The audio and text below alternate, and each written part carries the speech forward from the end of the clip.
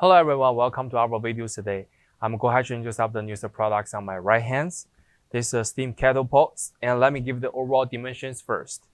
For the unit's entire height, it is about like a 21 inches tall.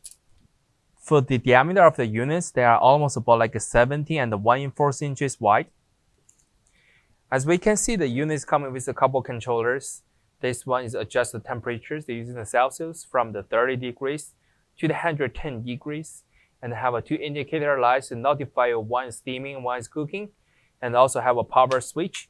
So the units using standard is 220 plugs from this side. We can take a look closer to see the inner side of the units. When we're looking at the closers, we can see this is stainless steel units, the caps on top. You can simply remove it. We can see they have a gasket around the units. They can keep the temperatures. And also looking the side of the unit to have 2 handlebars. It's easy for you to lift it to any place you want. And for the steam sheets, they give you the 2 level options, and this part's made by all stainless steel too. For the inner side,